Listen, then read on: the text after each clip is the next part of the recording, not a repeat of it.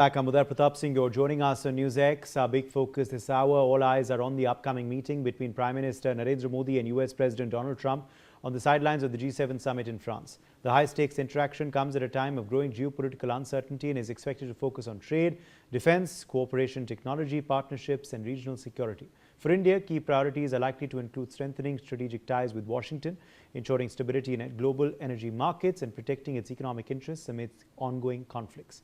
New Delhi's concerns also include the security of critical maritime routes, especially the Strait of Hormuz, through which a significant share of India's energy imports pass. President Trump, meanwhile, is expected to see greater cooperation from allies on plans to secure and potentially demine the Strait of Hormuz following a possible Iran settlement. The meeting also carries symbolic significance, adding another chapter to the long-standing Modi-Trump engagement that has often shaped the trajectory of India-US relations. Let's take a look at a series of details on what to expect from the meeting, what would be India's priorities as well as concerns, what Trump wants from India, as well as a look at the past meetings of PM Modi and President Trump. Let's quickly give you more details on, of course, this the build-up to, of course, this big meeting, which we are expecting will be held on the 17th of June in Evian in France. Now, what to expect with this first physical meeting between Donald Trump and Narendra Modi after Operation Sindoor? Well, what's to expect? Definitely discussions on trade. Modi-Trump discussion is likely on the India-USA trade deal. Then also a joint statement perhaps on counter-terrorism as well, and strengthening this after the Pahalgam terror attack. Meanwhile, also what we're expecting is India likely to brief the US on Operation Sindoor, which had occurred in May 2025, a detailed briefing to the US President at the highest level. Also talks on energy, security, critical minerals and supply chain resilience amidst global disruptions expected in this meeting as well. Also, meanwhile, talks we expect to happen on cooperation in the AI sector, in the semiconductor space and in emerging technologies. Also, talks on maritime security in the Gulf region amidst attacks on commercial vessels. This also perhaps will be brought up in this meeting. Now, what are India's priorities vis-a-vis our relationship with the United States of America, and what are India's priorities in this bilateral meeting with the US President Donald Trump? Let's share those with you. Strengthening bilateral trade and economic ties. That's something that we would want to seek. Also securing H-1B visas for Indian professionals and a smooth process for that. That's something we also expect, we would also prioritize. Deepen energy cooperation and security. That's also something important for us in this partnership with the US. Expand defense and strategic partnership. That's something we would also be seeking to do through this meet. And enhance counter-terrorism and regional security cooperation. That's again something that we are likely to be focusing on. Promote technology, AI and supply chain resilience as well.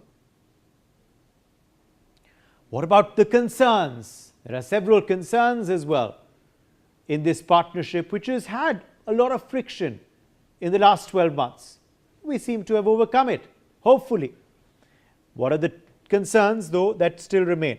High US tariffs. Address punitive tariffs impacting Indian exports and trade balance. That's what we would want. Also, the H-1B visa curbs, again, remains an area of concern. Protect access for Indian IT and skilled professionals is what we would be seeking and wanting. Trade deal delays. Push for early finalization of the bilateral trade agreements. Talks and talks and talks, but we would want them finally concluded. Russian oil imports issue. Ease US pressure over continued energy purchases from Russia. That's what also remains a concern. Market access issues. Seek better access for Indian goods in US markets. That's something perhaps we would be expecting from the US side. Also, tech export control. Ease restrictions on critical technologies and on dual-use items. Seafarer safety. That's something that we've been seeing brought up of late with the diplomatic level in India and also at the highest level, the foreign secretary level too. and the foreign minister level rather too. Seafarer safety, seek accountability and assurances after US strikes killed 3 Indian sailors in the Gulf of Oman. Now, what about the US side? What are their expectations? What does Donald Trump want? What is he going to be seeking? Greater market access for American goods and services in India. That's something that Trump wants and would be a priority for the US. Also, expanded defense purchases and deeper military cooperation between India and the United States of America. Again, something that the US would be seeking in this meeting. A joint strategy to counter China's assertiveness across the Indo-Pacific region. That again remains America's priority. Also, long-term American oil and LNG exports to India. That's something that again, through the rhetoric, the United States has been emphasizing on. Reduction of India's dependence on Russian energy and defense supplies. Again, something that they have been seeking for quite a while and emphasizing on. Something that Trump wants in this meeting too. Greater market access for tech giants of America in India. It's again something that will be on the table from the American side. And how and when have the two leaders met? Remember, there's a lot of personal chemistry, a lot of personal praise that the two have for each other. Particularly, the US president is very generous in the praise that he showers on his counterpart in India. Let's take you through a history of the meetings that the two leaders have held physically. June 26, 2017, that meeting was in Washington, D.C. in the USA. It was the first meeting between the two. It was focused on counter-terror and on defense. Then the two leaders met on the 28th of June 2019 in Osaka, Japan. Prime Minister Modi met Donald Trump on the sidelines of the G20 summit in 2019. In 2019, again, the two leaders met on the 26th of August. This meeting happened in Biarritz, France. Both leaders met on the sidelines of the G7 summit. Then, of course, the big Howdy Modi event that took place on the 22nd September in 2019 in Houston, Texas. Howdy Modi event showcased the strong India-US partnership. 2019, September 24th, saw the two leaders meet in New York in the United States of America. The two leaders met at the UNGA and discussed trade, energy and other issues too. Then on the 24th and 25th of February 2020, Donald Trump was in India along with the First Lady. They met in Ahmedabad and they met in New Delhi. The big Namaste Trump event focused on defense and economic cooperation as well between both sides. Then on the 13th of February 2025, after the second presidency of Donald Trump began, the two leaders met in Washington, D.C. The talks focused on trade, technology, defense, as well as immigration. All right, let's open this up now. Ambassador Veena Sikri, former diplomat, is joining us live. Ambassador Sikri, all eyes, of course, on this meeting between Donald Trump and Narendra Modi. A lot of expectations, a lot of build-up, a lot, of course, that India will expect, a lot that the United States of America will also hope for. What are going to be the priorities, according to you, for the Indian side in this meeting that will be happening on the 17th? And how hopeful are you as well for a breakthrough, a complete breakthrough and a complete reset? We've been seeing the US try and do that after the friction of last year, but how important will this meeting be in that direction? Thank you for including me in your program. It is an important meeting, there's no doubt about it. It's taking place after 16 months, and as per the details you yourself have recounted, there has never been such a long gap in President Trump's first term. There were so many meetings between the two leaders at all possible occasions, and this time it's been a very long 16 months. So that in itself puts its own burden of expectations on the outcome of the meeting and makes everybody a little nervous. But I do think that if you look at outcomes, I hope there will definitely be positive outcomes. And I think the trade deal, the conclusion of the long-awaited trade deal, could be one such positive outcome, because we've known for a long time it's almost there. It's almost there. And just a few things are outstanding. And perhaps in the discussions between President Trump and Prime Minister Modi, these last niggles will be sorted out and the trade deal will be announced. And I think that could be a hugely positive feel-good factor in the relationship that would really immediately set up a big boost. I think certainly there will be a lot of discussion on many issues. For example, Quad, I think, would be one of the issues for discussion. We recently had a Quad meeting at the foreign ministers level hosted in India, which was very important. Now, whether that will lead to a Quad summit, which may take place, for example, in USA itself, on the sidelines of the G20, which America is hosting this year in Florida in the month of December. So I think on Quad, I do expect that there will be something definitely on Quad, following up on the foreign ministers meeting in India and very recently. And I think that there are sensitivities, definitely. Two of the big sensitivities, of course, one, the most immediate one, is about the killing of the 3 Indian seafarers.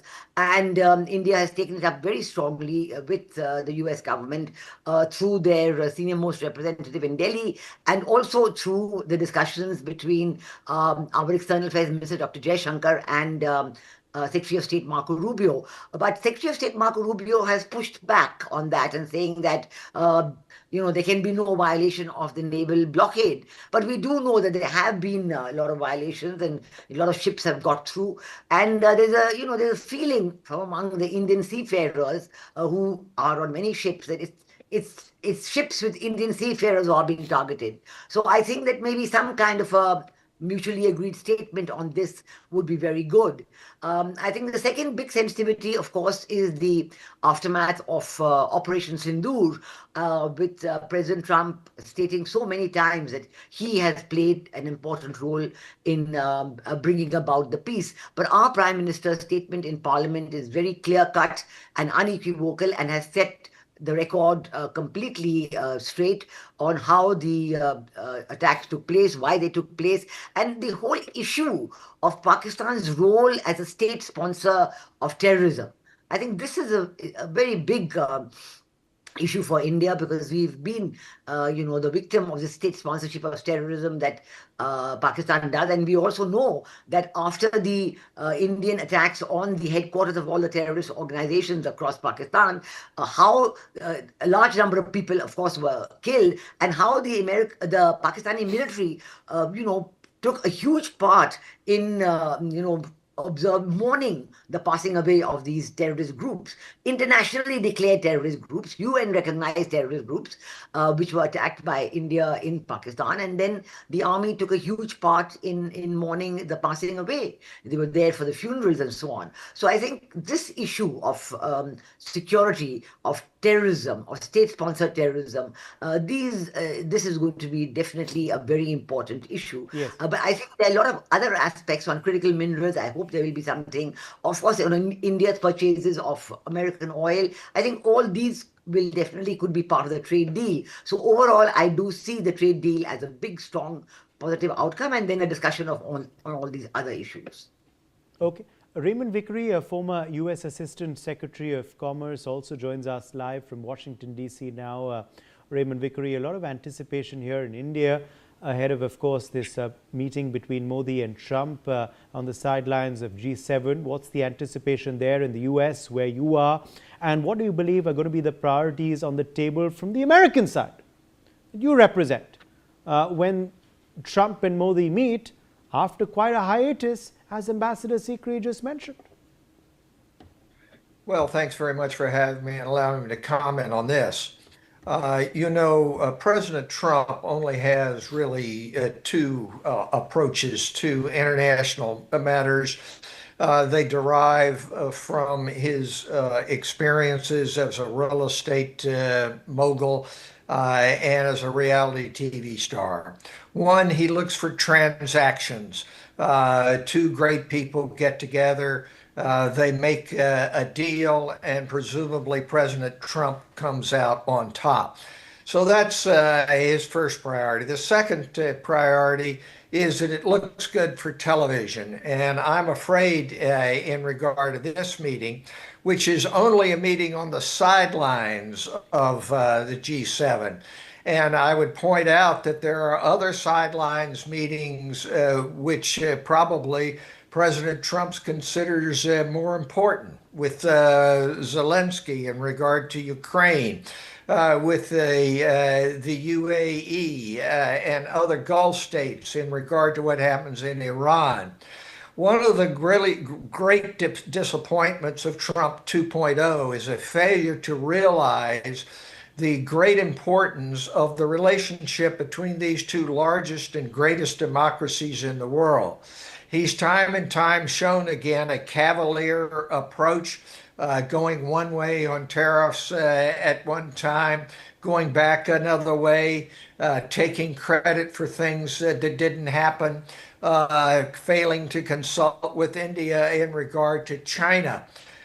So something will happen here that maybe will put a greater facade, if you will, on his view of India and the importance of the relationship.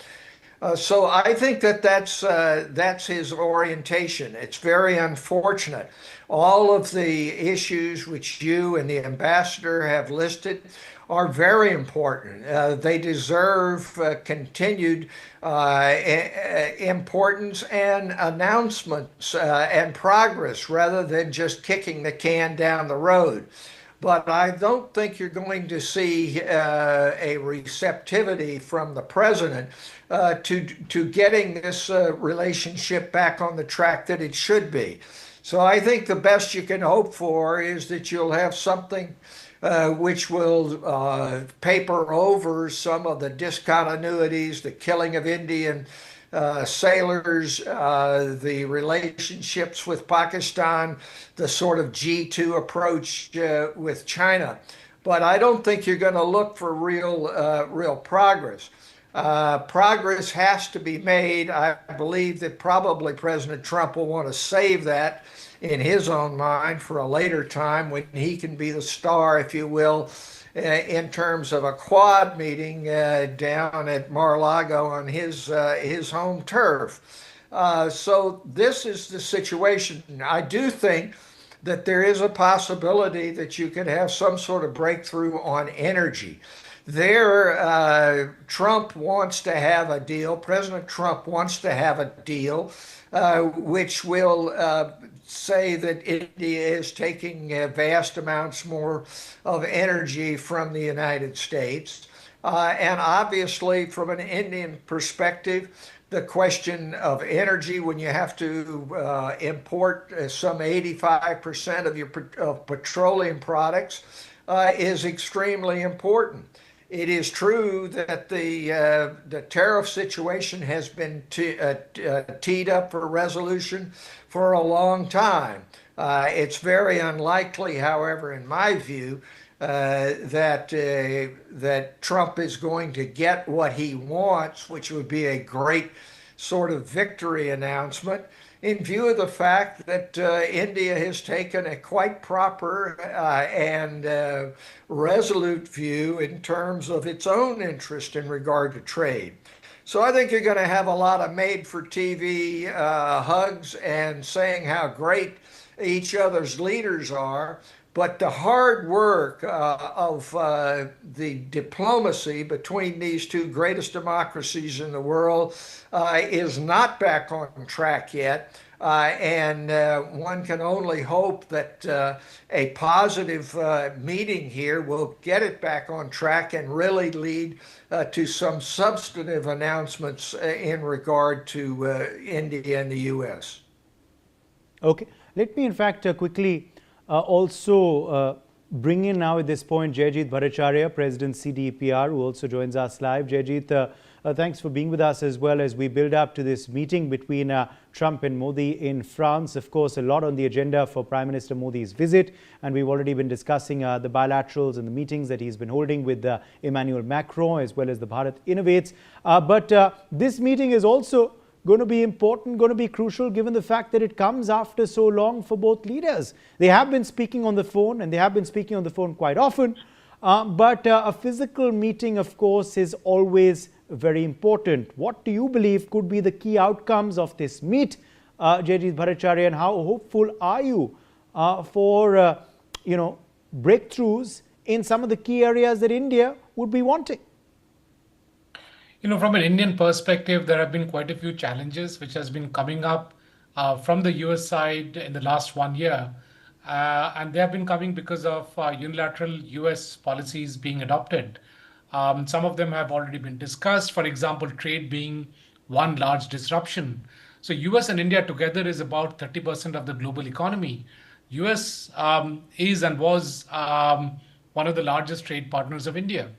But with all the changes that have happened in the US trade policy in the last 1 year, it has really hit the Indian exports. Now, of course, the Indian government has done well in terms of balancing what we have lost in terms of exports by finding other markets.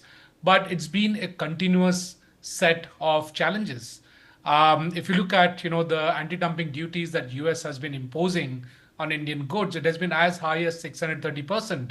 On the other hand, India has hardly been implementing any of the anti-dumping duties which has been determined. So even when dumping has been determined, India has not been imposing those duties. But US has not only imposed extremely large duties, but also for a very long period of time. That doesn't really show up US as a good trading partner. Along with it, the US geopolitical steps taken, especially in the Middle East, has hit India's energy supplies. Along with it, we were already being impacted by the fact that there was a Ukraine-Russia war going on, and therefore the US again had unilaterally put restrictions on Russian oil being purchased.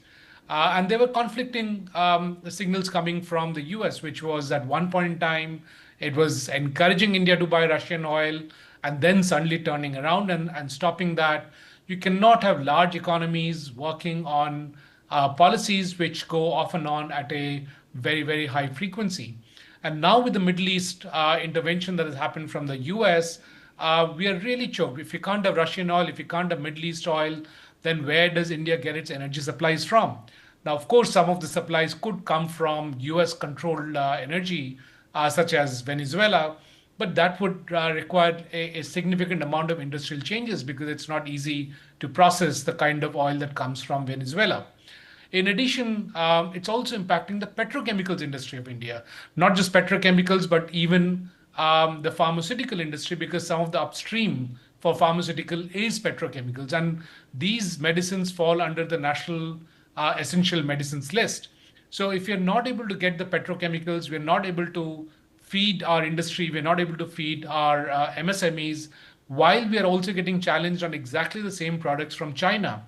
There is a tremendous amount of increase in Chinese exports to India that has happened, which is really and deeply impacting the Indian industry, coming on the back of what the US policies have been and their interventions in many of the energy supplying sources. And as Ambassador Sikri mentioned, there is also the concern about the free flow of ships. There's been concerns about Indian seamen. 3 of them were killed, and we didn't hear any apology from the US side. That's deeply concerning. If there is respect for the relationship on the US side with India, then there should have been a prompt apology that should have come in. But that didn't happen. Now imagine if the reverse had happened, if some Americans got killed because of the Indian military, there would have been a very different reaction from the Indian side. So we don't see parity in that relationship. So perhaps some of these issues could be coming up. And yeah, and I think last I would like to say is that there was also on the table the target of a $500 billion trade between US and India to be achieved by 2030. I hope that is revisited. I hope the big picture is kept in mind. And moving forward, we have the changes in policies that need to happen on both sides. All right. My thanks to all of our guests for joining us. We've run out of time on